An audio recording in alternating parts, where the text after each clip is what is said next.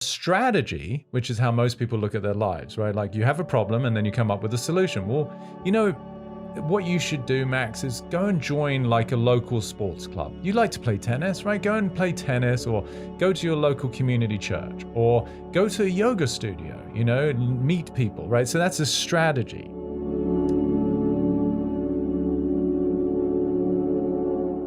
You can only say something or do something. It can only reveal the belief of inadequacy that person has already got. For which reason, whatever you do or say is actually a gift. Again, going back to my point about your life is revealing your own feelings of limitation. So what it's actually showing is that it's not that you made them feel inadequate, but that they feel inadequate. So if it was in a relationship situation, which I do hear a lot, obviously, it doesn't always have to be the female to the male, it can be both ways.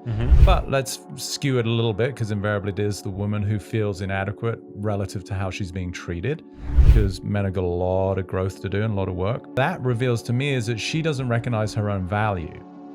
So she's attracted somebody who is the mirror for her own, in sort of the reflection of her own lack of self-care and love. So the feeling of whatever she has is a deep sense of worthlessness, and that's a strong word, but where there's an absence of self-worth, has attracted a male who will mirror that, or a female who will mirror that, until such time she goes, wait a minute, I don't want to be in a situation where I don't feel revered, honored, respected, loved.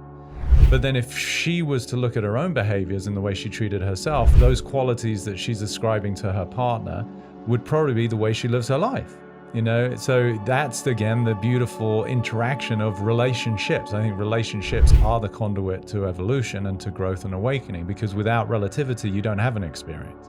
So that's why relationships are invariably the number one topic of conversation, because it's through the mirror of a partner, especially when there's sort of heartstrings involved, like you get more embedded with somebody. So if you're a woman, say, in this example, and you're in a relationship and you feel inadequate, that's because there's inner work that you perhaps need to do. Does that mean that, so you suggested that in that state of inadequacy, she was attracted to the male or female that she's with. Yeah. Does that mean that relationship is no good?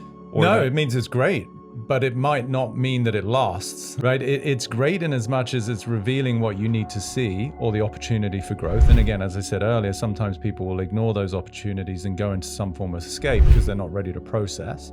So they may justify, rationalize, oh, he only does this periodically, or whatever it might be, instead of actually looking, no, this doesn't feel good.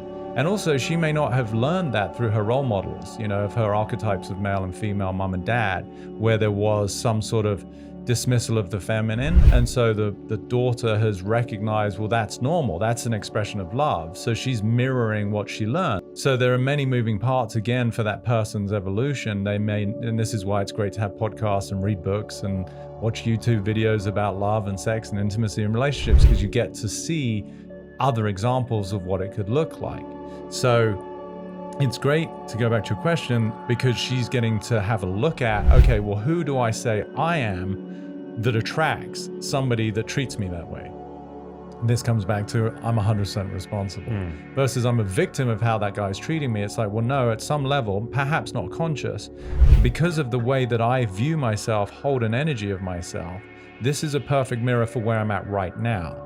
As she transcends that, and this is what I do every day with people, obviously, is I up-level their view of themselves so that they have a heightened vibration, a much more loving, compassionate, accepting, caring view of themselves, then every area of their life can't help but equally come to match that. Yeah. What's a daily practice that my listeners can apply in their own lives that's going to help them achieve a greater sense of self-love, enoughness? Like, what is just a daily practice for them that they can start doing today? That's a great question. I want to list everything that you put in the post to see if I get the check your privilege comment. It's a great question. So you got to have the ability to self-reflect, right? And the only way you're going to self-reflect is if you pull yourself out of survival for a minute. What does that look like? Literally sit down for 5-10 minutes quietly. You could call it a meditation, you could call it journaling, but something that allows you to just take an internal sort of inventory of what is it that I'm worried about. So you could just list very simply, what are my concerns? 1 through 3, 1 through 10, however many concerns you have. And then whatever those concerns are, sit with them. Because first of all, getting them out as opposed to a feeling sort of creates a little bit of space, right? So it's much easier if a friend comes to me with that particular concern, I'm on it. I love them. It's okay. It'll work out. But if it's my concern inside of me, it's like I'm doomed, right? Mm-hmm. But if you can get it out and go, okay, what do those concerns call for, right? So I can remember I was at a workshop and someone asked me a question, and this will tie into this. And she asked, her concern was loneliness.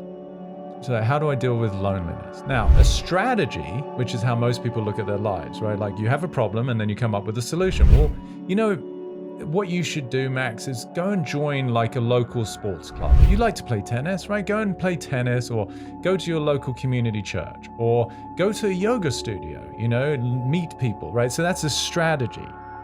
But you actually haven't dealt with the underlying energy, because as long as you have some superficial sort of compensation or band-aid, the energy's still there, and now you've just got some sort of distraction. Right.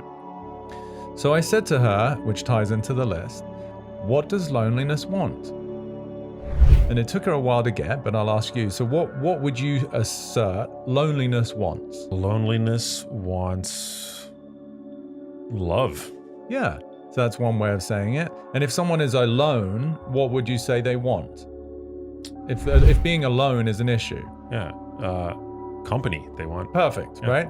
So I said to her, loneliness is asking for companionship, which you've perfectly described as a combination of love and company, right? Hopefully, depending on the company you keep. So I said, rather than looking for some exogenous external strategy to overcome your loneliness, what if you could be with your loneliness? Because that is companionship to the experience of loneliness.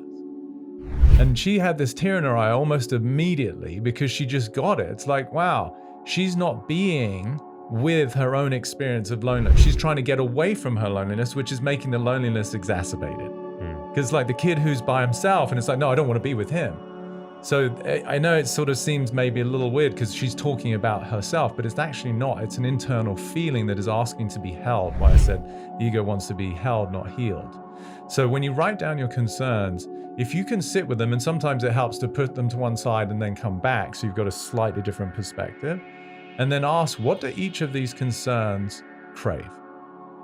Right? So loneliness is craving companionship.